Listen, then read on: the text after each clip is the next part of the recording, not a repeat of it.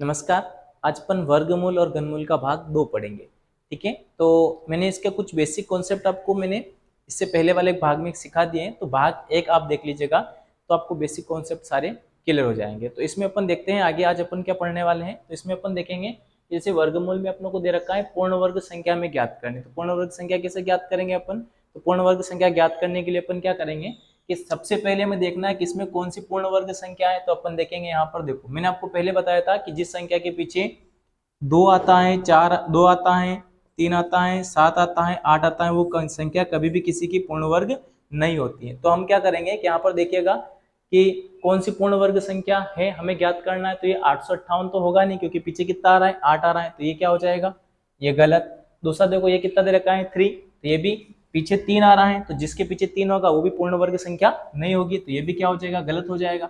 उसके बाद पीछे क्या दे रखा है हमारे पास, 6 आ रहा है, तो 6 बिल्कुल आता है। किसी भी संख्या का वर्ग करेंगे, जैसे 2 का वर्ग सॉरी 4 का वर्ग करेंगे तो पीछे कितना मिलेगा, 6 मिलेगा, यानी 16, पीछे 6 मिल रहा है। उसके बाद 6 का अगर वर्ग करेंगे तो भी हमें कितना मिलेगा, 36, मतलब पीछे इकाई का अंक 6 मिलता है, तो ये होगा, है ना, ये वर्ग होगा। उसके बाद 7 भी किसी संख्या के पीछे नहीं आता है। तो हमारे पास में देखो 2 3 7 8 है ना, जिस संख्या के पीछे होगा वह संख्या कभी भी किसी का वर्ग नहीं होगी। ठीक है साथियों, तो पहला प्रश्न आपको समझ में आ गया होगा। सेकंड प्रश्न देखते हैं। सेकंड प्रश्न क्या दे रखा है हमारे पास में, दूसरा प्रश्न भी सही है कि यही दे रखा है, इसी टाइप से ऐसा है कि पूर्ण वर्ग संख्या कौन सी है। तो अपन यहाँ पर पूर्ण वर्ग संख्या कैसे देखेंगे, यहाँ पर देखो 2 जिसके पीछे 2 आएगा वह पूर्ण वर्ग नहीं होगी, 3 आएगा पूर्ण वर्ग नहीं होगी, 7 आएगा पूर्ण वर्ग नहीं होगी, और 8 आएगा तो पूर्ण वर्ग नहीं होगी। तो अपन यहाँ पर क्या करते हैं, देखो यहाँ पर 2 आ रहा है तो ये पूर्ण वर्ग नहीं होगी। यहाँ पर देखो मैंने आपको कल बताया था कि कोई भी संख्या होगी जिसके पीछे अगर 2 जीरो होगी तो वह पूर्ण वर्ग होगी, लेकिन विषम में जीरो नहीं होनी चाहिए। अगर विषम में जीरो होगी तो पूर्ण वर्ग नहीं होगी। तो देखो यहाँ पर विषम में दे रखा है, तो ये भी क्या हो गया, गलत। उसके बाद में यहाँ पर देखो विषम अंक बाद दशमलव है ना, विषम अंक बाद दशमलव होगी तो पूर्ण वर्ग संख्या नहीं होगी। जैसे पीछे से दशमलव अपन गिनेंगे तो यहाँ पर देखो पीछे से आपको एक अंक बाद दशमलव जो नजर आएगा, अगर 2 अंक बाद होती ना तो उसको अपन बाहर निकाल सकते हैं, लेकिन उसको अंडरूट से बाहर नहीं निकाल सकते। क्यों? क्योंकि यहाँ पर एक अंक बाद दशमलव है, तो ये भी पूर्ण वर्ग नहीं होगी। ठीक है, अगला देखो पीछे 6 आ रहा है, और किसी भी संख्या का अगर अपन जैसे 4 का वर्ग करेंगे और फिर 6 का वर्ग करेंगे तो इकाई के अंक के रूप में हमें 6 मिलेगा पीछे, तो ये क्या हो जाएगी, पूर्ण वर्ग होगी। तो यहाँ पर हमारा आंसर कौन सा हो जाएगा, डी वाला। ठीक है, तो ये दोनों प्रश्न उम्मीद है कि आपको समझ में आ गए होंगे। ठीक है, आगे चलते हैं, अपन तीसरा प्रश्न देखते हैं। तो तीसरा प्रश्न देखिएगा साथियों, यहाँ पर क्या दे रखा है हमें, यहाँ पर हमेशा कितना लिखा होता है, 2। ठीक है, अब इसको अपनों को वर्गमूल निकालना है। तो यहाँ पर मुझे बताइए कि कितने अंक बाद दशमलव है, 1 2 3 4 5 6। आप बोलोगे सर 6 अंक बाद दशमलव है, तो 6 का आधा कितना होगा, 6 का आधा होगा 3। अब जिस 3 अंक के बाद पीछे से दशमलव लगी होगी वो हमारा क्या हो जाएगा, आंसर हो जाएगा। तो देखो पीछे से यहाँ पर कितने अंक बाद लगे हुए, 1 2 3 4, ये होगा नहीं। ठीक है, ये 2 अंक बाद लगी, ये गलत। 3 अंक बाद इसमें लगे हुए हैं, तो हमारा आंसर कौन सा हो जाएगा, 0.024, ये हमारा आंसर होगा। ठीक है, तो ये आपको समझ में आ गया होगा कि यहाँ पर जो आएगा हमारा क्या आएगा, 0.024, ये आंसर होगा। ठीक है, और 576 किसका होता है, 576 का वर्गमूल क्या होगा, 24। तो आप देख लीजिए।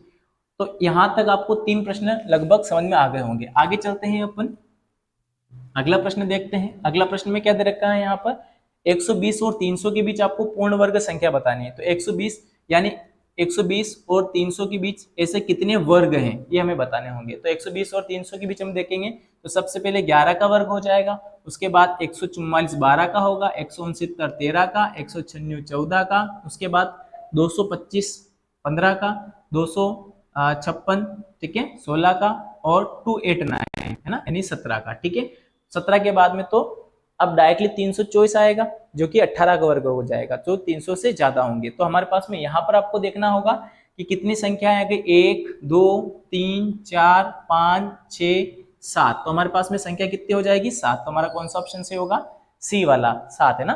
ठीक है, आगे देखते हैं, यहाँ तक समझ में आ ही गया होगा। ठीक है ना, चलो आगे देखते हैं अपन। अगला प्रश्न है हमारा यहाँ पर, इसको सॉल्यूशन करना है। तो इसको सॉल्यूशन कैसे करेंगे, देखो इस प्रकार का जब भी प्रश्न आएगा तो हम सबसे पहले अंडरूट के अंदर अंडरूट आता रहेगा, तो सबसे पहले हम लास्ट से सॉल्यूशन करते चलेंगे, यानी अंडरूट जो हमारे पास में लास्ट अंडरूट रहेगा अंदर से, तो अपन बाहर की ओर चलते चलेंगे। कैसे, अंदर से बाहर की ओर, कैसे, ये अंदर है तो इससे बाहर की ओर चलेंगे अपन। ठीक है ना, तो 1000। ठीक है ना, यहाँ पर ध्यान रखना है, ये थोड़ा क्यूब हो सकता होगा यहाँ पर, एक सेकंड, यहाँ पर जीरो होगी यहाँ पर। ठीक है ना, यहाँ पर जीरो होगी। ठीक है, समझ में आ गया ना, यहाँ पर जीरो होगी क्योंकि 1000 तो किसी का वर्ग नहीं होता है, ठीक है ना, 10,000 होता है। तो यहाँ पर अपन क्या करेंगे, इसकी जगह क्या लिखेंगे अपन, यहाँ पर 100 लिखेंगे, है ना। ये 10,000 जो है बाहर निकलेगा तो 100 का आएगा। 100 फिर किस में जुड़ेगा, अब यहाँ पर हमारे पास एक कंडीशन और बनी, 144 प्लस 100, तो यहाँ पर क्या बनेगा 144, 144 किसका वर्ग बनेगा, 12 का, है ना। तो यहाँ पर 12 बाहर आएंगे हमारे पास, तो यहाँ पर अंडर रूट में हमारे क्या पास बचेंगे, 4 प्लस 12 बचेगा। यहाँ पर पूरा कितना बचेगा, 12, 12 और 4 कितना हो जाएगा, 16, 16 यानी किसका वर्ग होगा, अंडर रूट के अंदर रहेगा, तो हमारा आंसर क्या आएगा, 4।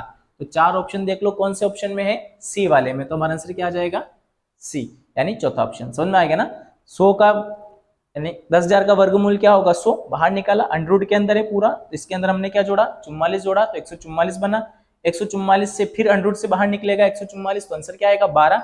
लेकिन यहां तक आए हैं अपन सॉल्यूशन, यहां तक कितना आया हमारा, 12। अब 12 को किस में जोड़ेंगे अपन, 4 में, तो 12 और 4 कितना हो जाएगा, 16। 16 किसका हो जाएगा, 4 का, है ना। 16 का वर्गमूल क्या होगा, 4। तो इस प्रकार से आपको प्रश्न समझ में आए होंगे, ठीक है। देखते हैं 5 प्रश्न और नेक्स्ट आगे, है ना। आगे 5 प्रश्न और अपन देखेंगे। तो आगे देखते हैं अपन अगला प्रश्न, ठीक है। प्रश्न नंबर 6 आगे दे रखा है हमारे पास में, 510, है ना, under root 510 plus under root 344 plus under root 289। तो इस प्रकार के प्रश्न को कैसे सॉल्यूशन करेंगे, मैंने अभी अब इससे पहले प्रश्न बताया कि उसको हमेशा लास्ट से यानी अंदर से बाहर की ओर आपको चलना है। तो यहाँ पर ध्यान रखना है, ये किसका स्क्वायर हो जाएगा, यानी 289 किसका स्क्वायर होता है, 17 का, या हम बोले कि 289 का वर्गमूल कितना होगा, तो आप क्या बोलोगे सर, 17। तो यहाँ पर मैं 17 लिख सकता हूँ, ये 17 लिख दिया, ठीक है। अब इसको 17 को किसके साथ जोड़ना है, 344 के साथ। जब 344 के साथ जोड़ूंगा मैं 17 को, तो कितना बनेगा, ये बनेगा 361, 361 बनेगा। तो यहाँ पर 361 अंडर रूट में 361 होंगे, है ना। अंडर रूट में कितने होंगे हमारे पास, 361।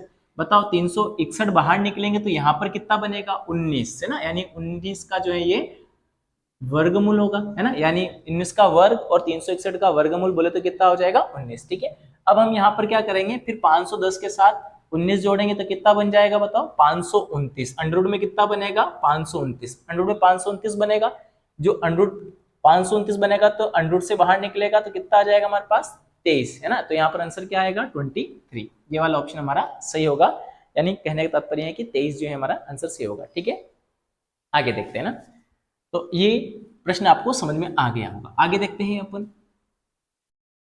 अगला प्रश्न। अगला प्रश्न है यहाँ पर देखो, फिर क्या करेंगे, ये किसका स्क्वायर हो जाएगा बताओ, यानी 900 किसका स्क्वायर होता है, या यूं बोले 900 का वर्गमूल क्या होता है, तो 30, ठीक है। प्लस ये 0.3 बनेगा, 2 अंक बाद दशमलव है तो 1 अंक बाद लगानी है, 0.3 बन गया। आगे देखो यहाँ पर क्या बनेगा हमारे पास, 1 2 3 4 5 6 अंक बाद है, तो यहाँ पर क्या हो जाएगा, कितने अंक बाद लगानी है, 3 अंक बाद, तो 1 2 और ये 3, 1 2 3, पीछे से 3 अंक बाद दशमलव लगानी है हमें ये।